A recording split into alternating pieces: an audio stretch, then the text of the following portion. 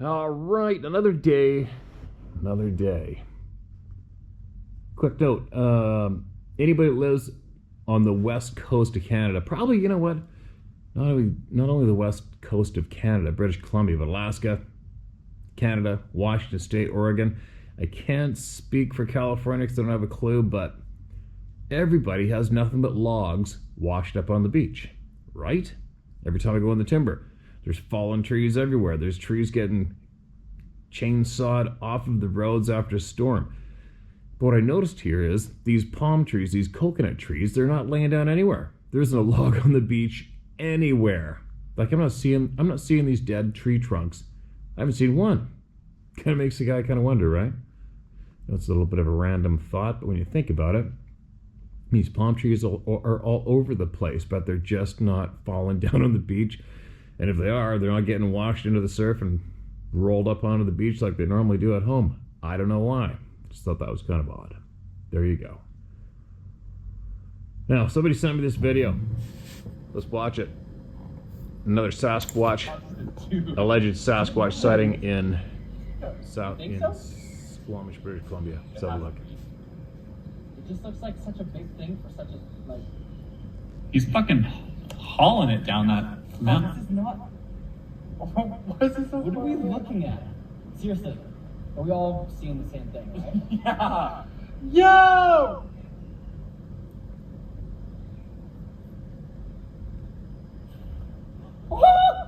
It stopped. Yeah. I don't think that's a person, guys. Look at... I'm fucking zoomed in as much as I can on this thing. What the fuck? Paul, what's over there? Dude, but the way it's walking. The way it's like walking this. like up. It's up. No way you can cover that ground. Yeah, if you're just going down the side of a glacier? No way, man. And by yourself? And it's dark. What the... Like, for scale. Did we actually just see a Sasquatch? Look at it, still. It's just going down the fucking ridgeline, man. There you go. That's all I know. That's all I got. Having a clue. I don't know who those guys were. But, I guess, just like the usual same old, I guess the best thing to do would be to use the same camera, stand in the exact same spot, and get somebody to go over there and go ripping down the slope, right? But so far, I mean, it's pretty shitty video. It looks like a cell phone held over the screen, right? But it's kind of not really in focus. But am I familiar with that terrain and going downhill in those basins? Am I ever? I've guided for mountain sheep forever and ran around mountains like that, and I don't know, it seemed to be going pretty quick to me considering how many boulders are going to be in that slope. Interesting video, but it'd be interesting to talk to one of these guys, maybe see the original video, or even better, well, it's not that far, Squamish. I'd even go up there with them at the right time of year and duplicate it for the hell of it, just for the fun of it. But that's all I've got. Don't know anything. So, but it is another video in Squamish, out of Squamish, British Columbia, which is, obviously there's no shortage, right? So anybody knows anything about that video, get them to email me if they want or not. I thought it was kind of interesting anyways. Now, who do we got? What do we got? This looks like a longie. Well, I guess the long ones get read when they're opened up first, right? Here we go. No title. Steve, I've been listening to some of the stories you have been reading, and I was wondering if you would entertain a story on a slightly different subject, but definitely the kind of story that would fit along the same vein of the mockery, discrediting, and covering up that people who have seen something will generally be subjected to. This happened over 30 years ago, but as they say, I can remember it like it was yesterday. It was fall, and up in the extreme northeastern part of Nebraska that we call, quote, Big Timber, end quote, up along the Missouri River. Nearest town that anyone would have ever heard of would be Yankton, South Dakota. Very remote area.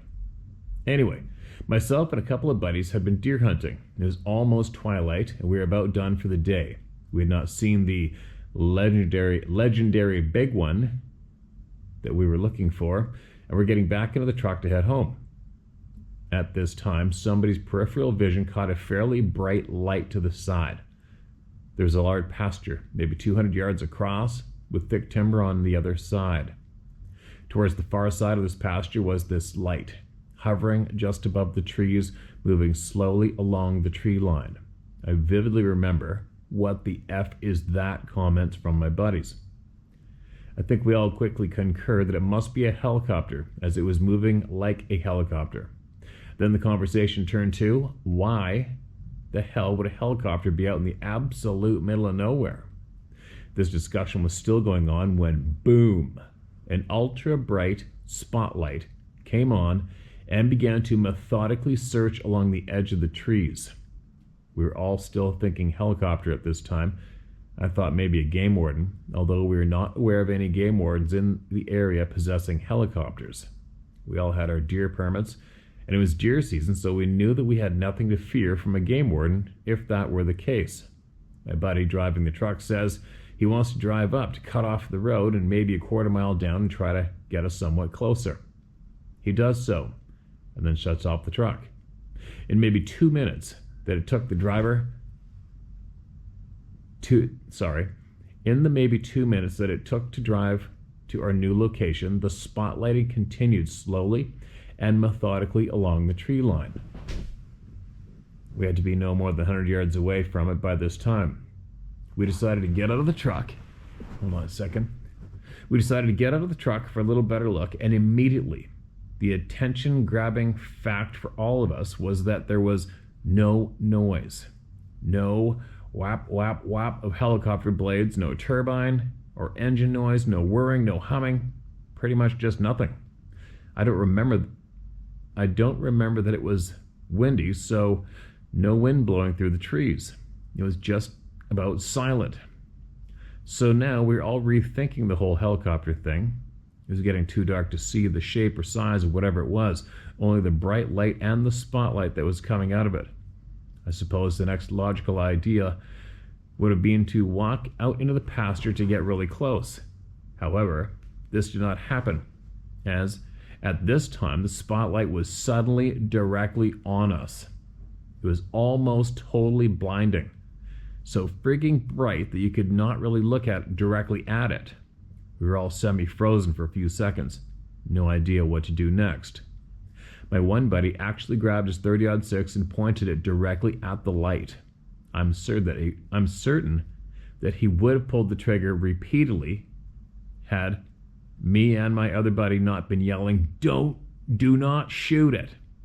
He did not pull the trigger, but he did not lower the rifle either.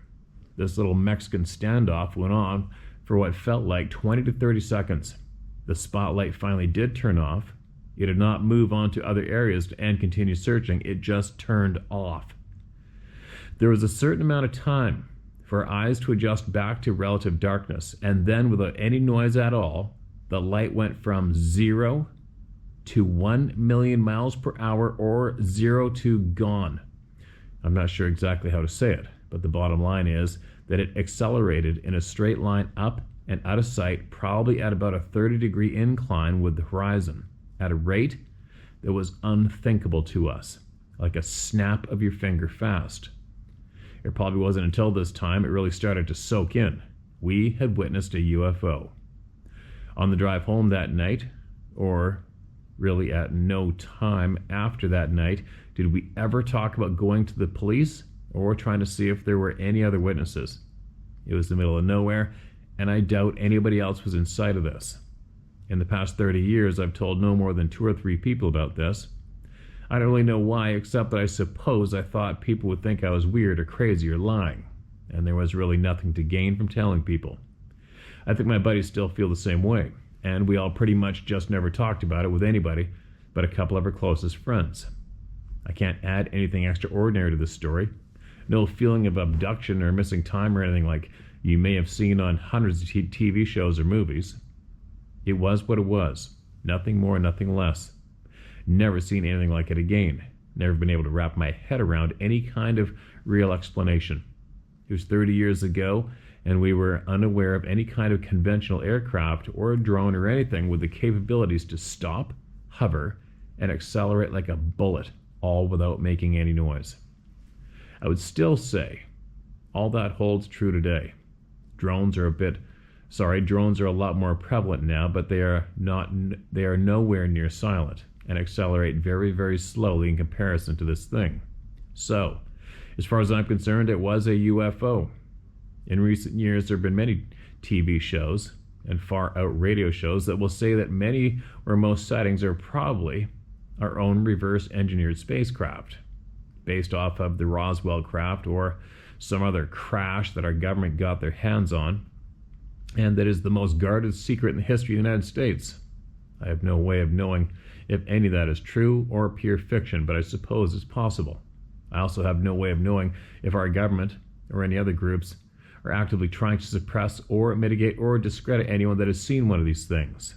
As I said at the beginning, this is not at all the typical Sasquatch story that you receive, but it is sort of similar in several ways. I've never had a Sasquatch encounter, but I've always been fascinated by the possibility. Watched the Finding Sasquatch show for years, but eventually decided that those clowns were never going to show me something remotely believable or factual. So, if you want to read my story on your YouTube show, please do so. If you think that it is garbage, please delete. And thanks for what you're doing.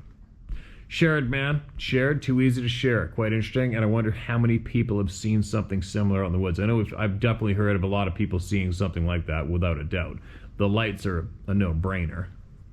You know, you guys might want to, if you're curious, you may want to look into a man called John DeSouza. DeSouza? D-E-S-O-U-Z-A. And he is a 25-year veteran of the FBI.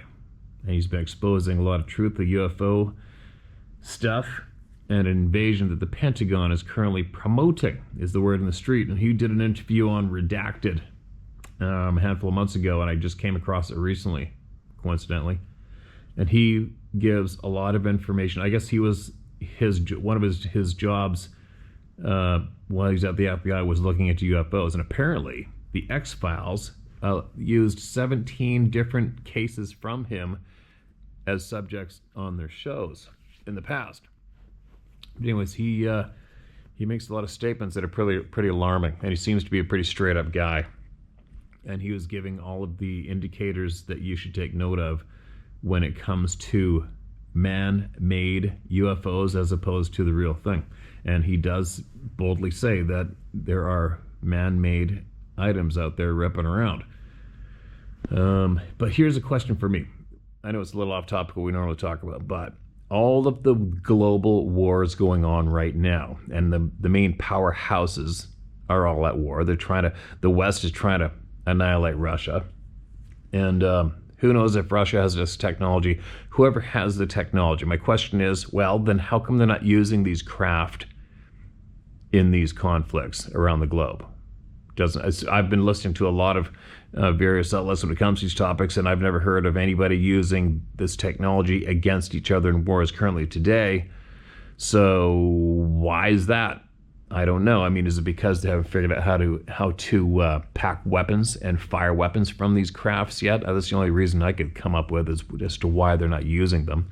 I mean, let's face it, the United States, Britain, Germany, even somewhat, well, Canada's throwing some money in there, but they've been basically throwing all they've got at Russia, using the Ukraine to do it, and they're not getting ahead. So if there were these crafts in the hands of our governments, why aren't they using them today? Be a question to me. But anyway, this guy might have a little bit of information when it comes to the topic, the email just sent in. Possibly. John DeSouza. And he did a great interview on the YouTube channel Redacted, all right? So search that up. Actually, I'd suggest all of you search that up and listen to it anyways. It's got sounds like he has some important messages for the people there. Now, yeah, I don't mind you sending that to us at all. There's going to be a lot of people out here possibly listening that may have seen something similar as well, and they're going to chime in. They're either going to email me or they're going to comment about it in the comments section below, so you might want to keep an eye on that. Pretty alarming, right? Pretty creepy to see something like that, especially when it focuses on you. Lucky the guy that pointed the rifle at it didn't get dusted. Now, here's another one. This is titled, Thanks for Reading My Stories. Hello, Steve. You read the stories I sent you. My dad told us as kids and coworkers. Here's one more. One day, me and Jeff were checking fences. On this one fence, there was a ravine. The ravine has a 45-degree angle on both sides, so I loaded up all I needed to fix the fence.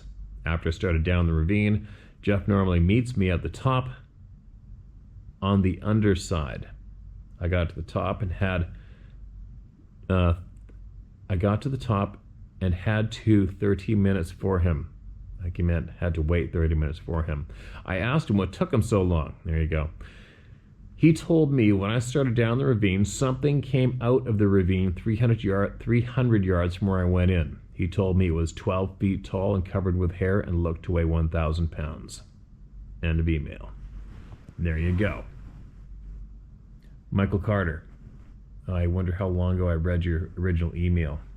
And that's no big deal, but I mean that's a good indicator of why we need to get all of the get everything in one email, right? When you can. When you guys email me, try to get it all in there. Don't think it's too long, all right? Because it's not. It's not too long. But there you go. There's more. Here's another one. I've got so many emails, you guys. I've got so many.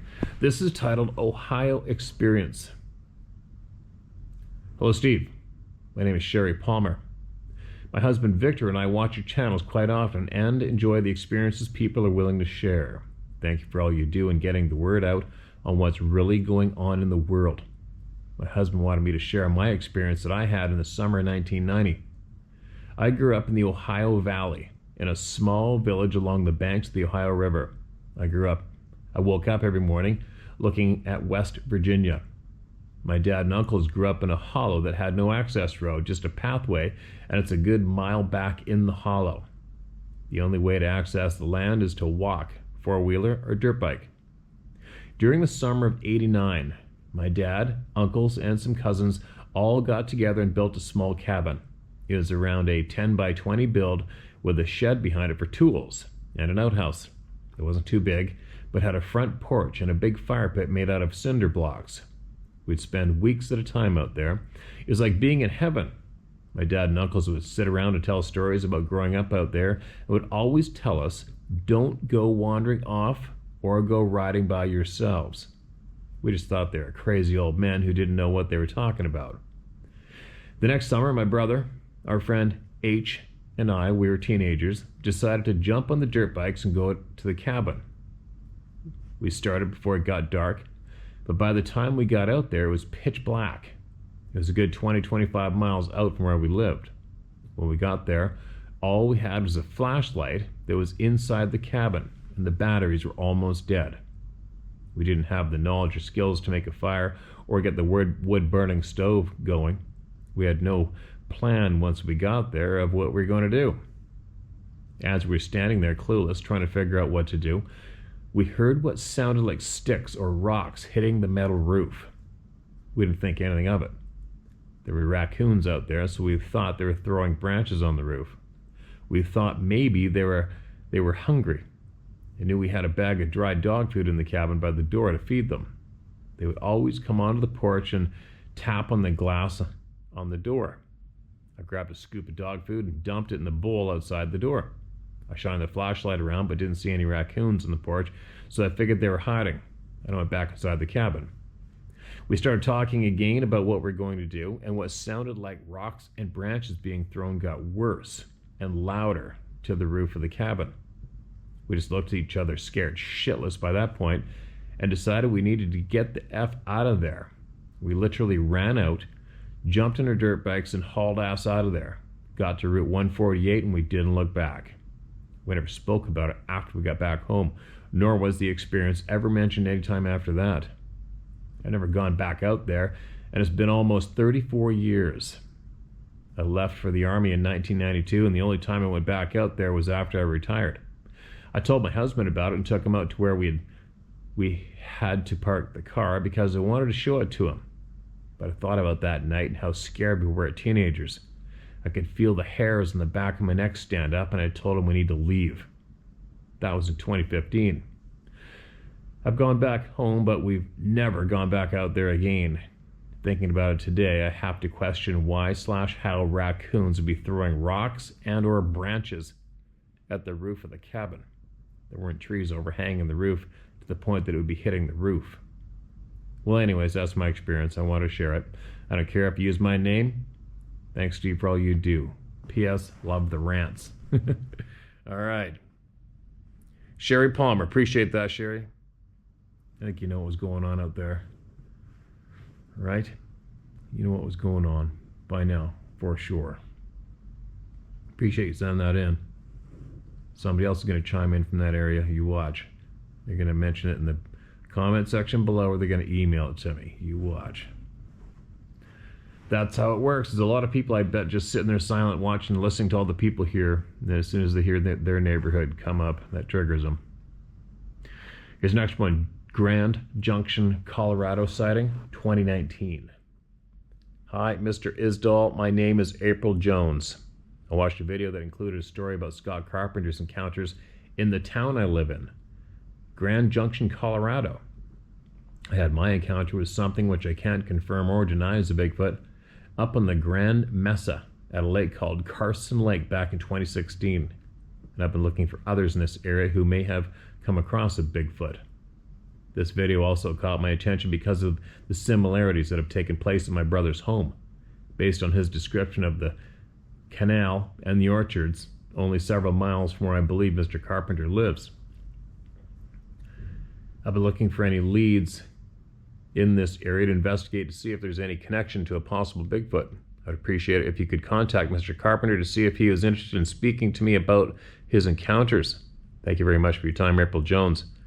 Grand Junction / Clifton, Colorado. Okay, I guess this was sent in. When was this? This had to have been sent in quite a while ago because, as most people know by now, Scott passed away earlier. A handful of months ago, Scott passed away, unfortunately, and he lived in Tennessee.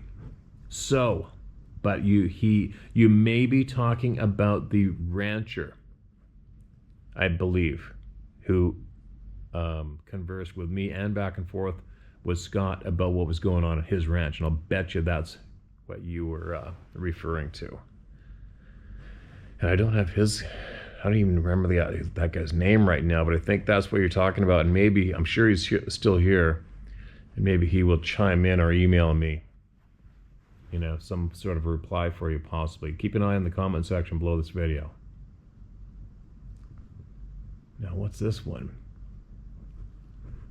This is titled, Reply to Previous Email. I think this is recent. Looks like it. I also have two other friends. One said he was up by Mowich Lake hunting, and a Sasquatch walked upright through a meadow and then turned to look at him before entering the timber again. He said around 400 yards away, and the other was above the town of Wilkson, spotted walking through a clear cut in the headlights. That's Wilkson. All right, so that was a tag on email after he sent the one that I can read right now. Hi, Steve. My name is Sean. I'm from Western Washington. It was 33 years ago. It was myself, my best friend, also named Sean, and my then pregnant girlfriend. We're in my Jeep Scrambler, driving around in the woods like we always did. We're up by Ipsut Creek entrance. That's Ipsut Creek entrance to Mount Rainier Park entrance. It's probably about 9:30 at night, dark, late springtime. We drove up and decided we had gone far enough and turned around as we headed back the mountain. And maybe a quarter mile after we turned around, we saw a rock come out of the tree line 6 to 7 feet or more in the air and land in the middle of the road in front of us. It wasn't small. About a two-man rock Probably meant 2-pound rock. Probably 18 to 24 inches around. Okay. That's a little confusing. One more time. Sorry, it's just sometimes confusing, right? Because this is exactly how it's typed out. Landed in the middle of the road in front of us. It wasn't small. About a 2-man rock. Probably 18 to 24 inches around. There's no other reason for a rock that size to land. How and where it did. The timber was flat ground to a slight slope at best 12 inches to 18 inches. Timber at the base. We all got wide-eyed and drove around it as fast as we could. I don't think we spoke for a few miles until we were getting close to pavement and saying, what the hell was that and how could that have happened? We still talk about it today. And now our kids tell a few of our stories as well to their buddies. I've hunted every year since and all over this state, but that's the only time I've had an experience like that. After watching your channel quite a bit, I thought I should share our close call. Yeah, I think that'd be a bit of a holy shit moment for anybody, especially a rock that big, right? There's not much else that can do that than who we speak about here. Crazy, man. It's a crazy thing to witness, without a doubt. All right. Who's next? We got one. The next one's titled Sasquatch in Oklahoma. Won't be the first time we heard from Oklahoma. Hello, Steve. Hope all is well in BC with you and Sarah. Hello, fellow members of the round table. Let me start by referencing a known Sasquatch incident in my state, as I believe it has reference to my story. The criminals at the BFRO published this story wrong and made the family out to be a bunch of hillbillies from the backwoods of Oklahoma, and that could be further from the truth. The story is well known, and you can find it online by searching The Siege at Honobia, pronounced Hanobi. It is a true encounter of an aggressive Sasquatch that terrorizes a family of newly acquired property in southeast Oklahoma. I reference this story because it took place maybe 1 mile from my encounter. I was deer hunting in the Three Rivers Wildlife Management area in southeastern Oklahoma in November of 2023. I'm sitting in a stand roughly 30 feet off the forest floor. I just got into my stand and had an hour or so to go before sunrise. I'm sitting in the tall pine tree. I can't see anything, and the forest was still calming down from my trek in. You hunters know what I mean by that. Roughly 30 minutes into my hunt, I hear what is described as samurai chatter. It was fairly close to my location. I would guess 30 to 40 yards away. More than two things were talking to each other in a dialogue I've never heard. The sun was not up yet, so I was racking my brain trying to figure out what I was hearing. I honestly thought at the time some Asian hunters were set up nearby and were talking. Don't ask me why I thought that. That's just what came to mind. When it got light enough to finally start seeing around me, I noticed some pretty obvious game trails that I had not noticed while scouting the area months before. These look like well-worn down trails, like cattle had been using them for months. I was thinking to myself, how did I not notice these trails and not mark them on my GPS? About that time, I got hit by a pine cone, a heavy one, that still had seeds in it. I chalked it up to falling from my tree. I chalked it up to falling from my tree, even though it hit me in the chest and not my head or shoulders. I'm sitting there contemplating the pine cone for about 20 minutes, and it happens. A crack so loud, I thought another hunter had shot his rifle. It made me jump a little in my stand. I'm looking around trying to see who shot or what it was. It came from my right, so that's the direction I'm looking in. It didn't sound like a typical gunshot, but in my mind, due to how loud it was, that was the only thing that came to mind. I didn't see or hear anyone close to me that could have made that noise because it sounded like it was 30 or so yards away. I should be looking at whoever made that noise, but I don't see anything. The rest of the morning was eerily quiet. No squirrels, no birds, not even a breeze. I sat there all day, ate my lunch in my stand. I didn't see one deer, which is not typical for this spot. Nothing of note sticks out the rest of the day until about 4 p.m. It's getting to be the last hour or so before sunset, and I'm getting restless for being confined to that stand all day. I stood up really slow so I could stretch my legs, and another loud crack. This one came from directly in front of me, maybe 60 yards away. It didn't dawn on me what those cracks were until I saw it. I saw a 60-foot pine tree that had to be 18 to 20 inches around, swaying back and forth violently. I could hear the wind coming off that tree from how much it was swaying. Just one tree out of the entire forest, moving side to side about 10 feet in each direction. Every other tree was dead still, other than this one pine, and this went on for 10 to 15 seconds before I heard the scream. It sounded like a freaking train horn. I could feel it in my chest, Steve. As I'm looking in the direction of the scream, a monster slowly walks into view from behind those pines. I guess it was about 30 to 40 yards away from me. He is holding what looks to be a pine branch in his left hand. I could tell by the fresh break on the end of the branch that was the cracking sound I'd been hearing. This branch had to be 6 to 8 inches around and probably weighed 75 pounds by the length of it. This thing was tall. It had to be 9 to 10 feet tall, built like a brick shithouse. He would have made the biggest offensive lineman look small.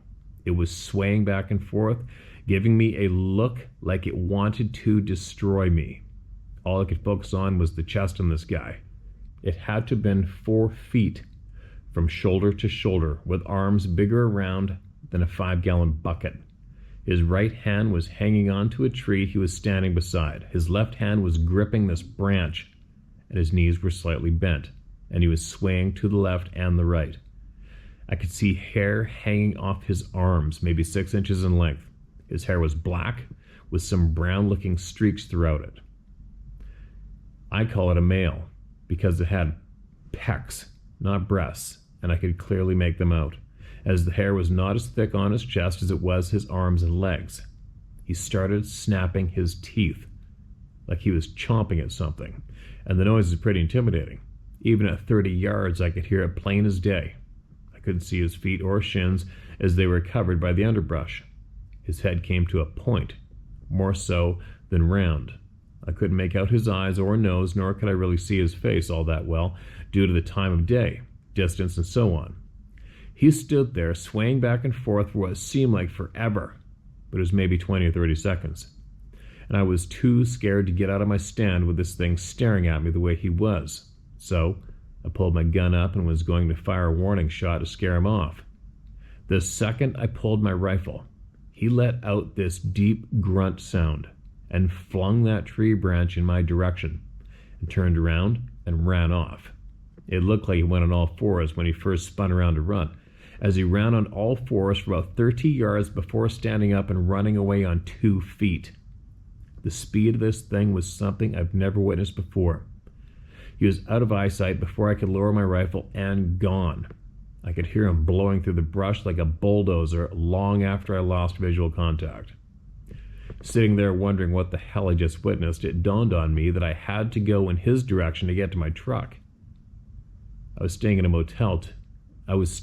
motel to be down here hunting for the weekend, and had nobody to call or anything to come and get me, as I was hunting on public game land. So I climbed out of my stand, left it in the tree, and got out of there before the sun went down. Since then, I've been doing research about these beings, listening to anything and everything I can find about them.